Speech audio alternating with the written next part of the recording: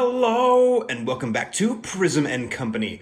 On the docket today, we take a look at the Masonic Tarot again. We are excavating it, digging down and actually we're excavating it. We're bringing all the rocks to the surface. I'm going the wrong way.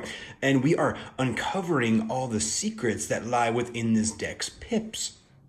Because I think it's pretty cool that a pip deck can have so much meaning baked into it. If you're not exactly sure what I mean by a pip deck, I mean a deck of cards that displays the numbers 1 through 10, not with images, like say the Rider-Waite-Smith, say someone looking over an ocean at boats holding 2 wands, or rowing across a river with swords sticking out of it, but instead just uses the symbols: 2 wands, 4 swords, 3 cups, 8 knives. That's not a tarot thing. I got confused and lost in my own weird semi-rant.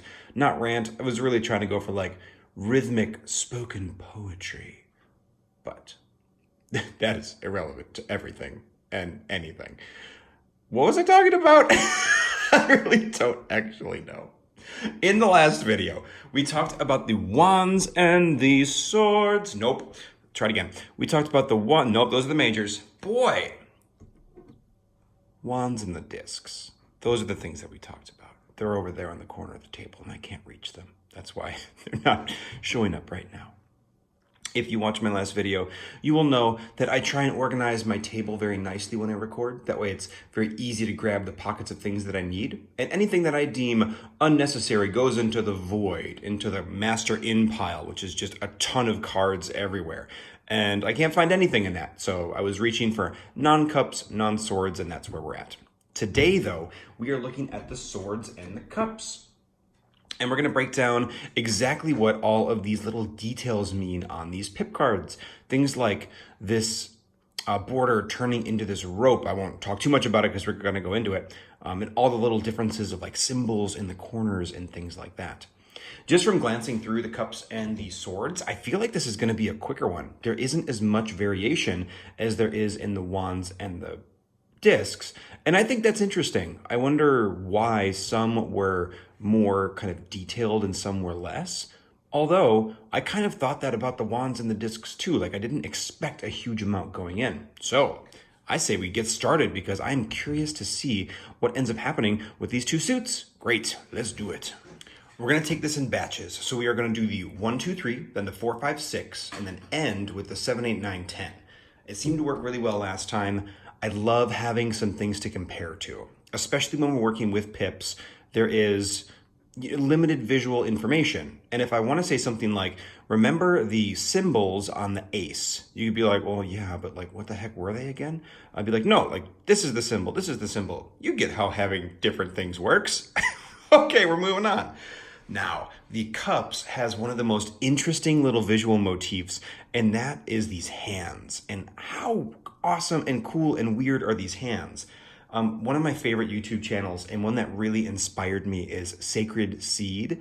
Now, she is no longer active. Elle is the gal's name who ran it. But if you haven't seen it, I cannot recommend it enough. It's an amazing channel with a super cool and unique flavor and tons of information. The reason I bring that up, though, is that she just lost her mind about these hand cups, about how like weird they were and all this like, interesting stuff. So I'm going to also lose my mind because it's really interesting. Like, why would the hand be the cup? What's the meaning behind that? And part of me almost thinks that it is this idea of like emotions being intangible. Like if you had a hand cup and you poured water into it, it would just pour out of all these crevices. So you're trying to hold on to it, but you can't. So eventually you just settle for actual cups. And if we think about, the ace being that ephemeral, ineffable idea of a suit, this isn't even water yet. And, as we go through, we're getting more hands to hold more water, although still very little, and then one hand to hold a little bit, but we're actually getting cups now. And then from there on out, it's actual cups that you can actually hold water in. So as you approach the 10, you can hold more and more and more water. I think I just talked myself into liking these cups a little bit more. And I think that's a fun way to kind of read these too. Okay, cool. So let's take a look at some of the other visual elements in the deck.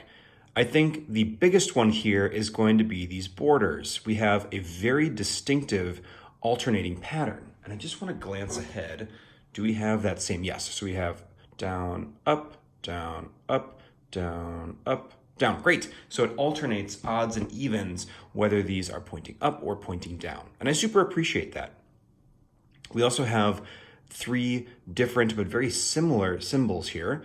These look like crescent moons perhaps, but in the context, they also very much feel like cups. So we have these, cup shapes or bowl shapes about to collect water. Here, that has been split into 2. So we now have a peak in the middle of these 2, kind of like how we have 2 cups, one for each side. And then we also have that same cup kind of mirrored here. So it's almost like we take these 2 archetypal bowl shapes that, are pointing to what this wants to be. It wants to be a bowl. And it's taking that idea and like spreading it out over, into 2. And then we have the symbol for the 2 cups at the same time. We also on this, actually, I'm going to come back to that. We'll talk about this one next.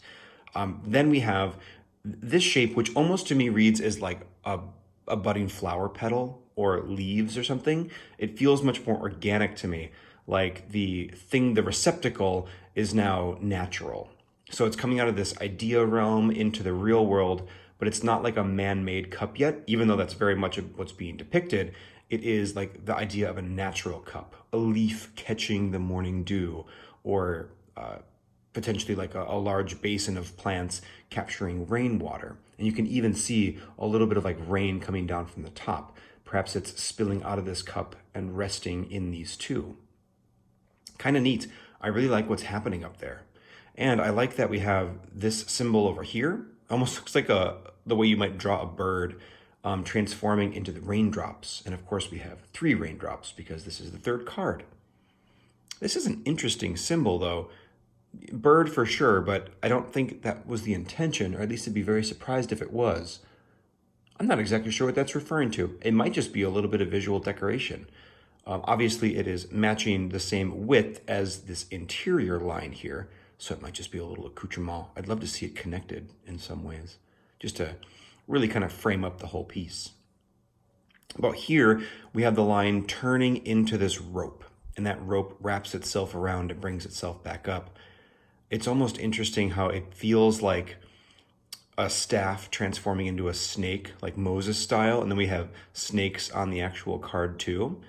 And there are other snakes in the deck. I'm not pulling into Major Arcana very much, but this really reminisces of the Hermit. There we go. Here we have very similar snake happening. Let me put this down. Hello.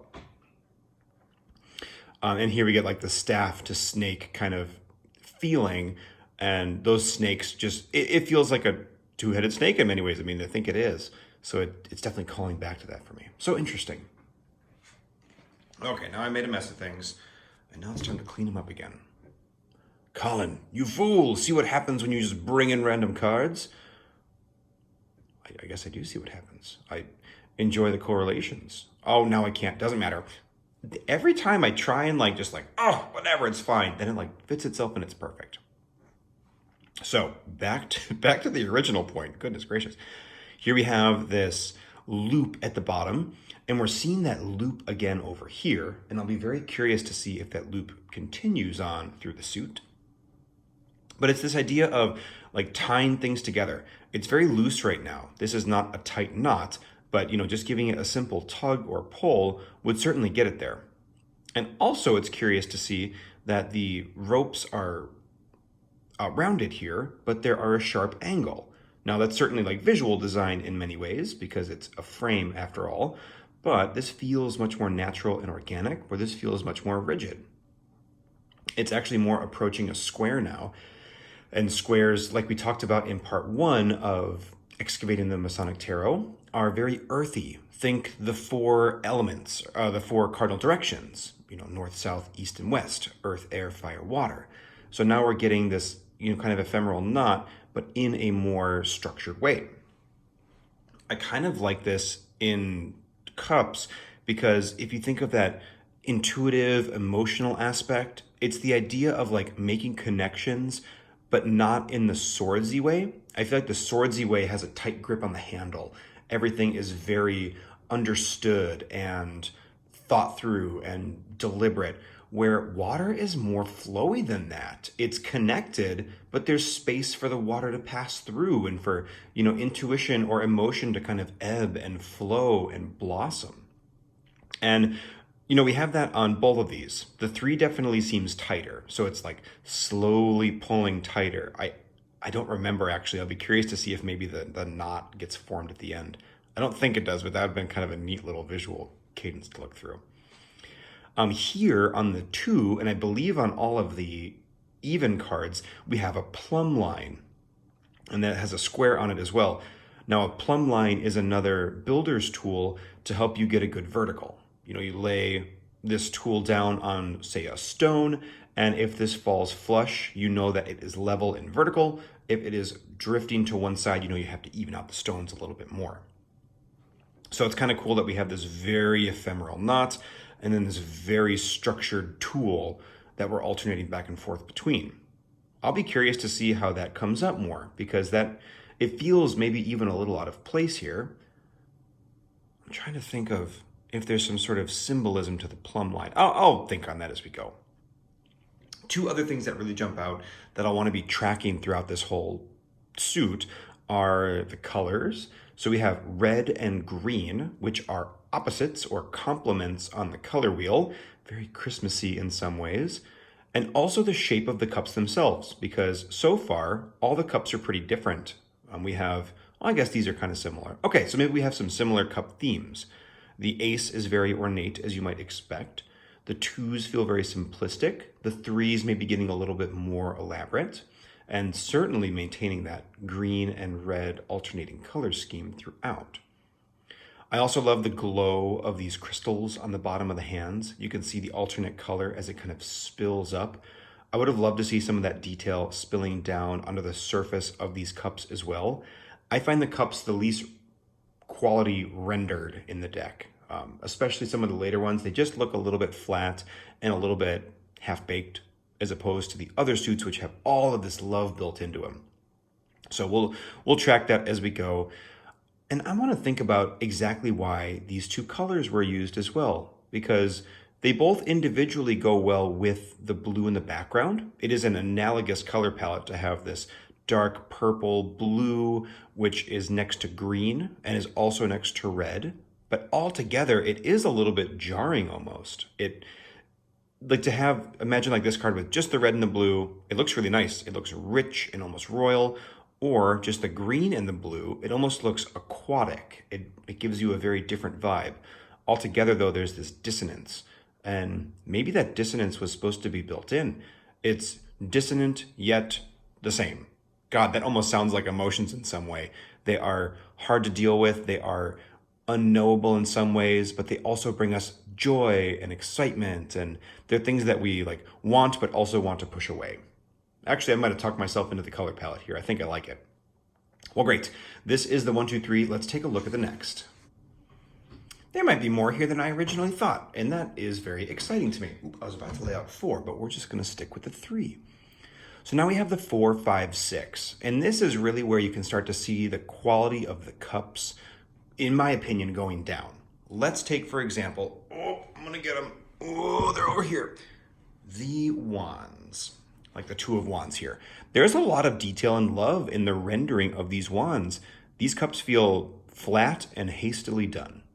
And that is the one thing about this deck that makes me a little bit sad, is the cup suit feels like it got the shaft a little bit. C'est la vie. It is what it is. It's what we got. So let's continue. Now, looking at the top here, we have our symbols again. We have the crescents. And even this feels a little bit hasty. I don't know that that's intentionally 2 different symbols. I mean, maybe. Let's bring back some examples here, because we have the more curved crescent from the 4 here, potentially with the less curved crescent of the ace. Potentially. A little bit of a weird pull, but I think that's kind of cool. And then we have the 6, very much like the 2, but just with a larger peak in the center. another time where I wish that like there was any explanation of just even what this was intended to be.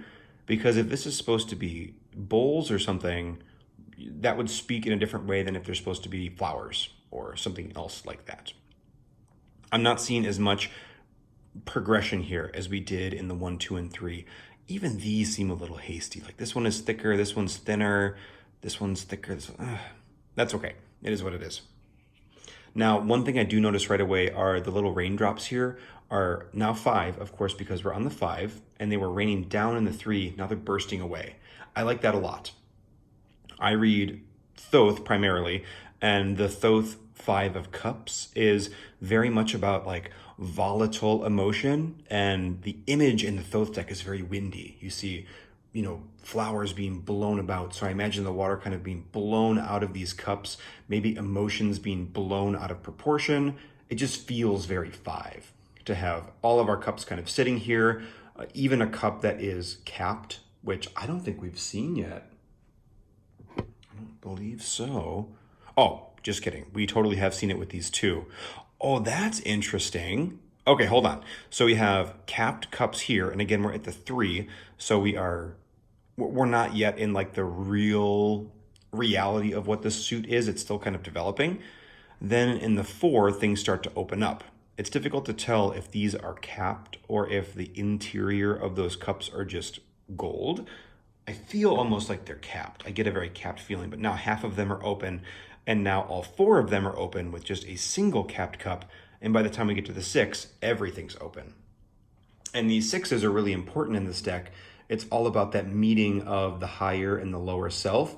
Ooh, and that's even represented beautifully here by the very physical plum on the bottom, and then this kind of ephemeral, iconic plum on top. Like you can almost see the same shape there, but this is the higher idealized version of it. And then all the cups are finally open to receive that information and be set on the foundation of the lower self. Really beautiful there. I like those details and those elements. Now the plum on the 4 here, oh, this is interesting too. There is a definite border on the 4, more so than we've seen in any of the cups so far, and it follows all the lines of the plum. So the center of the 4 comes down, and then the base of that plum follows right along the edge of the square here. Now this one, we lose all of that interior lining.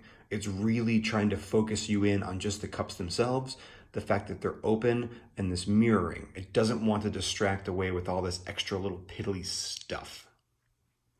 That's a nice little touch. I like that one a lot.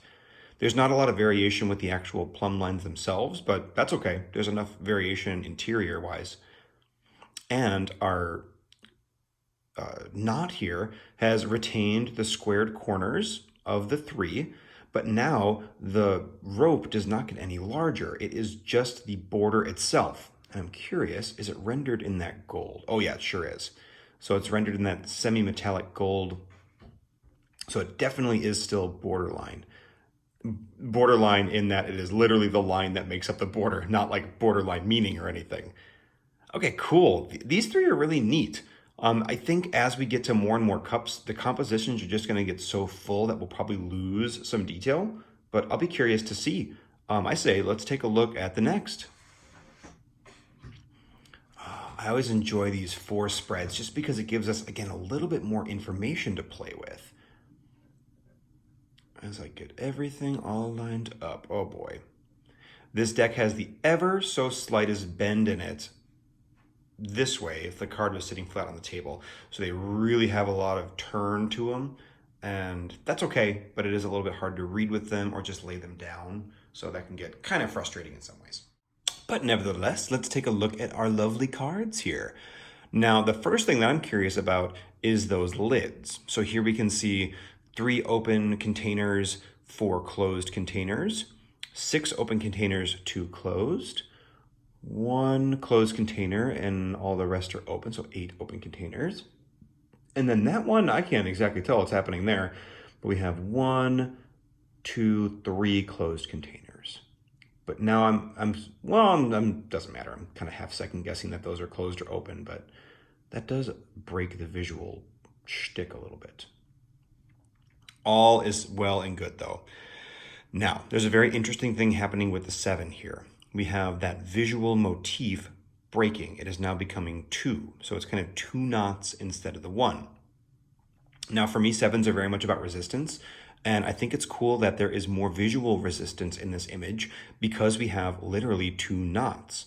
And those 2 knots are underneath the 2 closed containers, which could be calling back to, say, the 2 closed containers of, oh, I guess no, they're hands.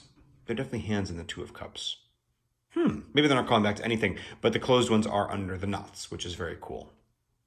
And then we have this nice open channel in the middle. So like this is the pathway forward, but there is potentially resistance on either side because of all the closed containers and the extra knots. We are back to just glancing at these fairly generic symbols on the top. I'm unimpressed with the symbols on the top for the cups. They seem a little bit slapped on and a little bit hastily done. Feel good about the 7. The 8 is one of the most interesting cards in this suit because it introduces the color black and the color yellow, which aside for a tiny bit right here, we're not seeing anywhere else.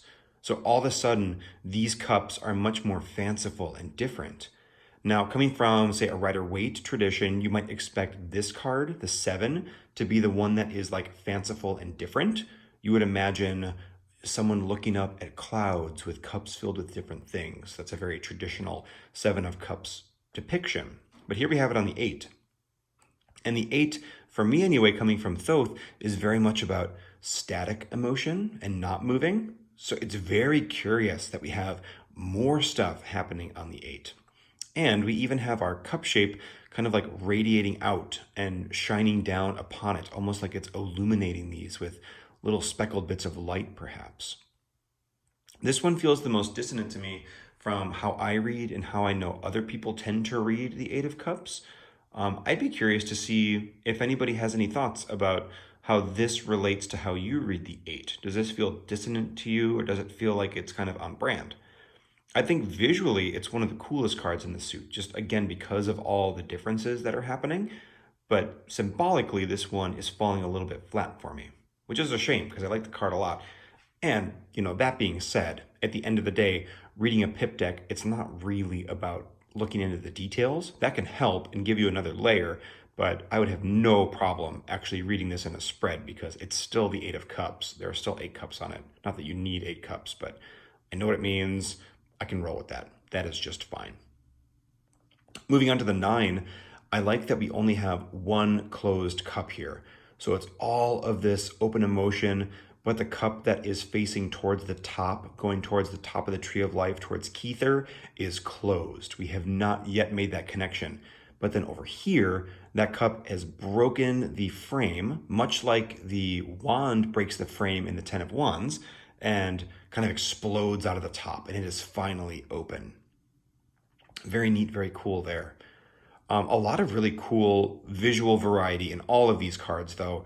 There's definitely a lot of care taken to make sure each of the cups looks different, and a lot of these cups look different than their other cups in the suit, too.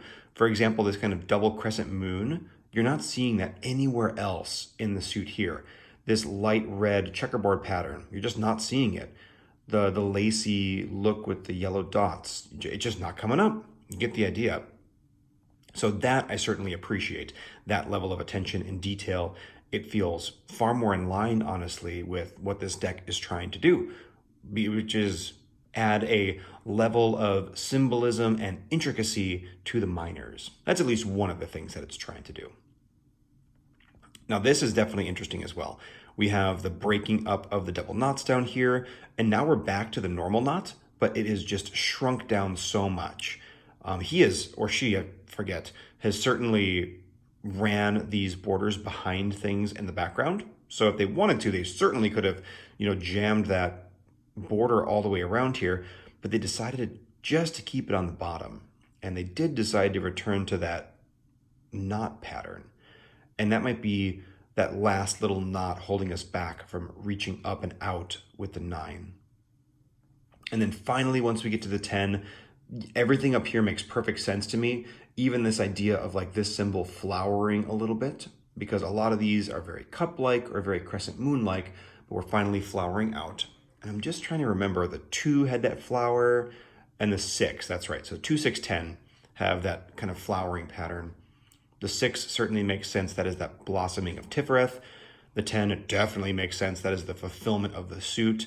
And I guess the 2 makes sense too. It is blossoming out of the ace. It's that first real step into what the suit really is. Okay, cool. I like those a lot. I think the choices for that symbol specifically are really top notch. Very, very excellent. Besides that, I don't think there's a lot more to say about these. They're definitely more pippish than, say, the wands or the discs, which had a little more illustration to them, and even some more variation to the actual frames themselves. Now, it's not totally static. You can see things like the rounded tops here. These are cut off in a certain way, like these 2 are the same. These ones are cut off but have the interior circle on them. So there is definitely some variety with the framework with all these cards. This one has rounded corners, where this one has sharper ones. Kind of nice. Looks like the 8 and the 6 both have those rounded bits. Oh, and also the 4, and also the 2. Okay, so any of the even suits. Well, that's weird. So is it just it's the 5 and the ace that have these more rounded edges, where these are more clipped off? That's fine. I think here I'm going to move on to the swords, which I like a lot. They're also very simple, but I think that they're more lovingly rendered, so I hopefully won't be so humbuggery about it. Hopefully I wasn't too humbuggery about these. I still think they're very cool. But let's take a look. Enter the swords. Ace and 2 and 3. Here we go. Boom, boom, boom, boom. Okay, cool. Now, there is a very, very, very strong visual theme through all the swords that is 100% consistent the entire way through, but does have variation and kind of ebbs and flows and tweaks. That theme is the border construction. Now, we always have some sort of looping at the bottom. The only exception to the double loop is the ace, which has the single one. We always have the corners being notched in, but you can see that they are at different widths and depths. And then we also always have a triangle at the top, although the triangle is never the same too. And then typically the number treatment is different. The 2 and the 3 are the same here, but there's often a very different symbol happening at the bottom. So those are all little things that we'll take a look with along the way. Now, just right off the bat is the coloration of the swords. I find this really, really interesting. I think the fact that these swords and the cups are so close in color, kind of like how the discs and the wands are so close in color, is an interesting pairing. I, in my own brain, put wands and cups together. They are elemental opposites. And then I put wands and coins as opposites as well, because we have the most airy and the most earthy suit with the fire and water, which are natural opposites too. So to me, those might be good pairings to match up. Or matching up swords with wands, because those are the long, thin suits, the more masculine suits, or the cups and coins, because those are the more round, feminine suits, if you will. And I say masculine and feminine here as active and receptive. I know some folks have a hard time with gendering the minors and things. I don't mean anything specific by it. Just handy terminology, I suppose, in this case. But this pairing I did not expect. What is the same about the wands and the discs? What is the same about the cups and the swords? And wands and discs, I suppose, feels like the very manifesting part of life. So it is the passion and the excitement and the execution. And then the cups and the swords feels like the interior part of life. Your thoughts or your emotions, your feelings, your intuition, that stuff that you can't see, where passion and work you can see. Okay, I talked myself into this one too. I like it a lot. I think all the colors in this deck are actually totally dope. The more that I talk about them, the more I really, really enjoy them. And, even let's take the swords and the cups here, even taking just their color palettes, the swords is lighter and airier, as if wind is being breathed into them or life is being breathed in, where this feels deeper and darker, like we're going down. But there is light kind of pouring into the bottom of the cups cards, because as you dig deeper and deeper and deeper, you're bound to find something good and juicy down there. Okay, cool. Now, the 1, 2, and 3 are 3 of the cards that contain these leaves. Now, they show up a little bit more in the swords, but at the very, very end, you might be tempted to think that they follow all the way through, but it's just not true. I like foliage in my swords. It feels classic, it feels timeless, and there's something about like a branch that also feels very airy and windy. Like imagine holding on to that, branch with leaves on it. If you were to wave it in the wind, you'd be moving a lot of air because those leaves would flow in the wind and you could see the wind through their patterns and they would blow the wind too like little fans. I love that. Now on the handle of our sword here on the ace, we also have the symbol of Mercury, which is kind of interesting. I think there's almost certainly some meaning in there. We've actually seen the symbol for Mercury a lot in this deck. Like it's coming up a lot. I wonder if that's a Masonic thing, that Mercury is kind of highlighted frequently. We also have 2 branches. I actually didn't realize these were 2 branches until now, but they're very, very large. Then we have, I believe, a single branch here. Let's take a little bit closer look at that. Yeah, that looks like 1 branch to me. And then we're back to 2 with the 3. Wow, that's a crazy sentence. We're back to 2 with 3. Back to 2 with 3. There's 1 and 2 trees because we're back to 2 with 3. We are definitely getting smaller though, which I think is a little bit, just visual busyness on the card, but also, kind of like we've seen with the other suits, this idea of there's something natural about this first Ace of Swords. It's not yet weighed down by the concept of thought, of intellect. It is still natural and ever-flowing and breezy. And now you kind of trap that between 2 swords. It now becomes contained within ideas, but it's still natural and flowing. And then you kind of cut that, and now it's going to start to like wither away and die, and those have crossed over, and they're just getting smaller and smaller. I'm not going to, but I bet if you count the leaves on these, we'd have the most leaves, the middle, and the least leaves on this side. Very interesting, very cool. I also love the hands holding the swords in this one. The idea of swords to me is perfect for a tarot deck because thoughts need to be wielded. And, having the ace not being wielded because it's this crazy idea, and then the 2 being the manifestation finally being held is perfect to me. So it's not just wild thoughts expanding and contracting and moving, without bound. We now control them and move them. And now it is implied that these swords are held in this because of how rigid they are and how straight. So moving forward, we can assume that there is an implied hand holding these swords because they are all moving forward going to be wielded. Now, one thing I want to glance at real quick is, do all of our odd number cards have these tilted swords to them? There is that one on the 5, on the 7. Yes, okay, they sure do. And then the 10, which breaks a lot of rules. But we have these odd number cards with these wavy swords as if the thoughts are potentially wavering or there is some kind of bend or change to them. All of the odd numbers have an element of a little bit of an off feeling where the even numbers tend to feel very structured in some ways. And that flows through all the suits, but kind of manifests differently.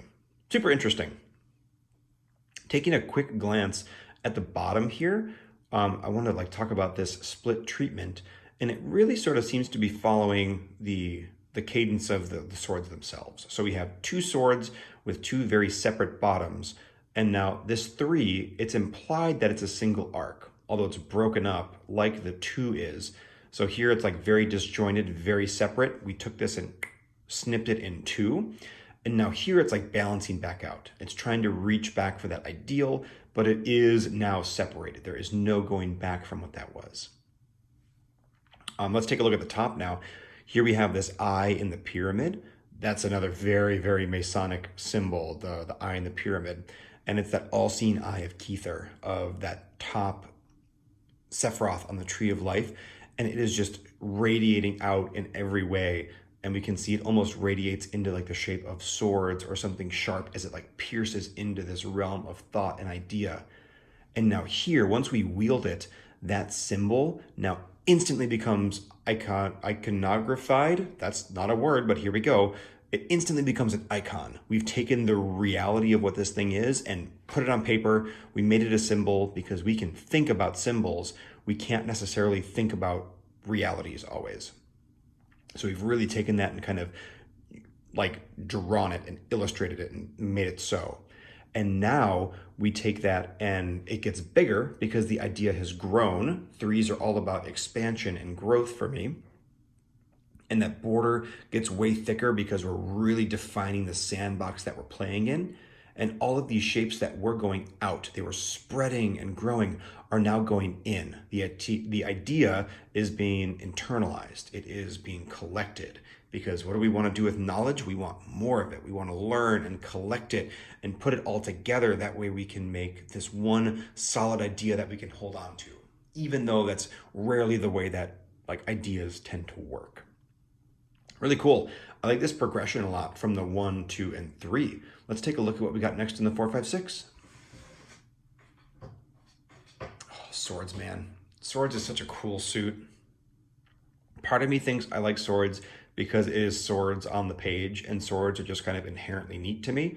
Being a gamer and, I don't know, a man who grew up and was like, yeah, swords are cool. But like, also beyond all that very superficial stuff, the idea of intellect is extremely appealing to me.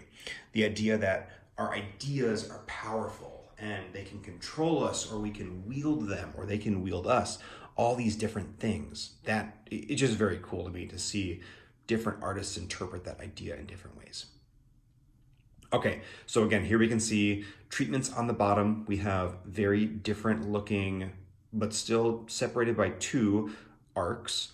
We have all of our different triangles on the top. This one really breaks the mold. I'm excited to talk about that one because the 6s are sweet in this deck. And then of course we have our swords here too. Now right off the bat, this 4 of swords reminds me very much, I believe, of the 4 of discs. Let's take a peek here. Oh, of course they're all out of order. The 4 of discs, yes, it had this almost blueprint feel to it. And this one also, wow, it even has like almost the same symbol in the center. It feels very almost chaotic, not quite as ephemeral as these lines are, but definitely giving me some of those same vibes. Now that ended up paying off in a big way with the 8. So I just want to take a quick peek at the 8. And that's the, okay, no, that's all fine. This ended up kind of crystallizing into the 8 of coins in that suit.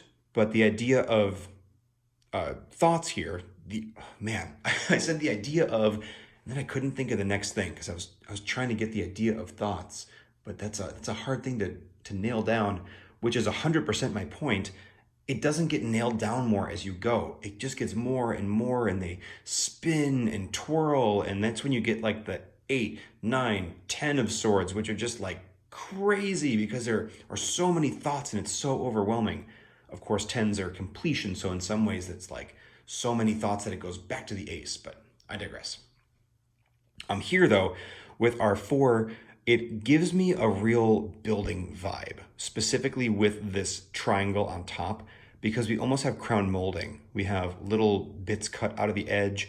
This could be an inlay with perhaps a stone, and we have the walls coming down on either side, giving us another, similar shape in the center that could be a little architectural detail. These corners being cut out and the way this goes in feels very architectural to me too. So it's ideas becoming structured. There is a point along this where ideas finally kind of firm themselves down, and especially coming off this 3 where, we have crystallized our idea and internalized it of that all-seeing eye on top. We've almost taken that crystallized idea and like deified it. Now that little stone, that emerald up top there, is calling back to the eye, but we've sort of like lost it. If you remember back to the first icon of the eye, it was green. And it's like we're remembering that, but can't quite put our finger on it, so we build a building to it. Yeah, that feels cool too. I was seeing if maybe these shapes show up, but they don't really show up in any of those cards. I still like the idea of this being architecture though. So thoughts crystallized is probably as much as they're gonna be, to be totally honest, once we get to the 4, because right away with the 5, things just go to crap. We have the return of our bent, bendy sword, which is, kind of throwing off the balance of these swords behind it. The swords now eject themselves fully into the frame. They're no longer efficiently taking up the space. The composition seems clumsy, but in a very deliberate, smart way. The Five of Swords should feel like a clumsy thought in some ways, like a thought that was, cut off too soon or got beaten down or like overthought or something like that. At the bottom here, we have a downwards facing pentagon. And if you were to draw our star in there, and remember back to the first video, a downward facing star is very much the earth winning over something divine, or like the, coins winning over air potentially in this case. So it's air kind of failing at what it's supposed to be doing. It's grounded, it is not flowing and moving like we expect it to. This is really curious to me though, because now we have a 5-pointed star, but it's facing upwards. So it's that kind of like ideal of what this suit wants to be. It wants to be that flowing, effervescent thing, but it's trapped inside of this very thick border. And these black dots almost strike me as like nails pounded in, like it has been captured here. The ideal of this is not escaping. And then this 5, this like the only sword that's able to pierce it, is one that is not really living up to the potential of like what a beautiful straight sword could be. And I'm sure there's cool bent swords that I'm not aware of, but I think symbolically this is meant to be a sword that is not at its peak. This is also interesting because we have a really strong border around the actual image itself too, which we haven't had the whole time. A lot of our other swords, is this right? Am I saying the right thing? No, I'm thinking of the cups. But yeah, like the ace didn't have it. I'm thinking of the cups. These actually do have some borders on them. But the border is very strong and thick. I think just reinforcing that idea of that kind of captured feeling of the 5s. Boy, now that we're to the last suit, like my mind is spinning with like what suit had what little tiny visual symbol in it. And honestly, I love that. Being able to catalog and categorize and understand where this deck is coming from and how these things are overlapping and becoming more intricate and, flowing with each other is going to make it so much cooler to read with it. And I am very excited about that. Now moving on to the 6. I freaking love the 6s in this deck. I think they're brilliant. All of them so far have really pointed to this idea of this as above, so below, your lower self meeting your higher self. And that could not be more shown here. We literally have the 6-pointed star at the bottom, which of course refers to the number 6, but is the higher self and the lower self touching each other. They are kissing and meeting. So cool. And then up here, we have a more,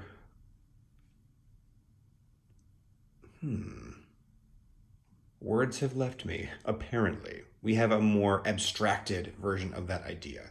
Boy, we're back on track. Here we have still the downward facing triangle inside of the upward facing triangle, but it's really focusing on that little crystallized center. It is dense and golden, where these upward facing triangles are very ephemeral. And the upward facing triangle represents the higher self because it points up. And the downward facing triangle represents your lower self, it points down. So much like the other suits have been trying to do, it shows the meeting of these two, but not holistically. It shows the lower self meeting the higher self, but not touching it, not really fully grasping it, more just experiencing it. And there is a implied border around that center triangle with the negative white space, which is in direct contrast to these two, which especially this one, which is like a very thick, not implied, but like deliberate border. So there's still this blockage, but it's different. It is not the same as this very harsh, intense border that you're seeing. And we're also back to all of our swords being straight, but they're overlapping in an interesting way. And I'm trying to see, they're not woven into each other, like this sword could be going over, under, over. It's just 3 swords and 3 swords. But they're all pointing up. It's all of these ideas focusing on the higher self. They're like pointing up to it and trying to reach for it, but not necessarily getting there because the lower self is holding the sword. It is the thing that is wielding these and you're not able to get to the top if the sword is being held from the bottom, because you can't climb a sword like you could a ladder because you would cut your hand. But it is reaching there, it is going in the right direction. Love those. These are really great. I think they ebb and flow off the first three really nice. And I love that we're now losing that very natural feel of the foliage, and we're getting into these more, human-like structures with architecture and cages and this idea of like crossed swords and like a implied ladder and things like that. Super cool, very beautiful. Let's look at our final 4 pips of the Masonic Tarot. Cha! Wouldn't that have been crazy if that had like spread itself out in the correct way? Like never in a million years. And I didn't expect it to, but like it would have been pretty cool if that had happened. But instead, I shall organize them in the way that they were meant to be organized, which is like this. Meant to be might be. 7, 8, 9, 10. We have arrived at the last 4 cards, and they're beautiful.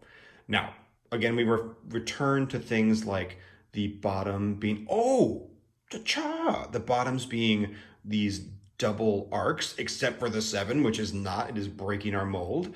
And then the triangles at the top, which are returning with some visual motifs, which I'm very excited about. Let's take a look. The first thing that's striking me about the 7 are these rays coming off of it, or these raindrops almost. This is really calling to me with the cups. If you remember in the cup suit, we had those little drops kind of coming off in various locations. The one that really comes to mind is like the 3, let's say. Or I guess really, probably more like the one I pointed out first, the 8. Oh, I thought it was on the 8 for a second. No. So it's these ideas kind of sprinkling up. And maybe this could even be like something else infecting the suit in some way. Because again, 7s are very resistant to me. So, we have our sword really poking up all the way through the triangle, breaking the top. This is interesting because we don't have any other symbols breaking the borders in any other suit except for the 10s, which happens here too, but it also breaks it in the 7, which is interesting. But maybe that's because we have something kind of getting into the suit and working its way in. We also have some of those shapes that were coming off of the eye originally, but instead of cascading out of the eye, they're kind of coming up almost like weapons, like they're defending the sword or the suit from Keither, from whatever's on top. Now, this is the most fascinating thing to me. Why is the 7 moved up? It is encircled, and it is no longer breaking the border, which is really, really odd. Because even like all of these, they're in the same spot. Like it's very fourth wall breaking, and that it is moving our UI. It's moving our palette, our template. That's what I'm looking for. And just this 1 7. So it's really like the whole composition, even the expected placement of the number is really pushing us up hard in this one. So whatever is happening here, it wants us to be moving upwards a lot, but it's having a difficult time getting there because our path up finally is very, very rocky. That's interesting. This is another one where the visual design is not necessarily lining up with how I read the 7 of Swords, but it's cool, and it's definitely accomplishing what it's trying to do with this constant, unyielding upwards momentum. Now, that momentum is kind of continued over here in the 8, in that, all of our swords are pointing up 6 style. Oh, interestingly, the left swords are now on the front instead of the right swords, which were on the top in the 6. We have this very straight path that leads us all the way up to our infinity symbol within our very firmly established triangle now. I'm just thinking back to this triangle. This is calling back a little bit to me to some of those like first depictions of the eye, kind of like this, but now we've just lost the eye entirely. Like we've returned to the iconography of what that eye was, but we've lost the green at this point. It is just gone. Ooh. So this is the idea of the mind reaching up into Keither, but it's lost what it is. Like it has made it. It has become enlightened, but it is not there. And that's actually kind of a cool read on the 7 of Swords, of like thinking you've gotten what you want, but it's not the actual real thing that you want, but it's like you have so much momentum built up that you're just not there. So now we like get all this momentum and reach up, and now things fall back with the 8 and finally settle back down. And we remember that there was something up here. We can't remember quite what it was, but it's this idea that keeps spinning and moving and moving and moving. And then finally, we have a sword pointing down. The higher self takes control, and even in this densely barricaded triangle that is nailed in, the higher self takes it and like makes its first slice down into all these swords that we see here in the 8. So it's not the most clean delivery of a message, which makes sense. It is the first time that this higher self is communicating with the lower self, but it's the first time that it like careens down. I love that. This is a really cool progression. I am totally in love with this card now. I think that's a really, really neat thing that's happening there. Now, seeing here, we have the 8, we have like the double boxes, and that it's again giving us kind of our structure.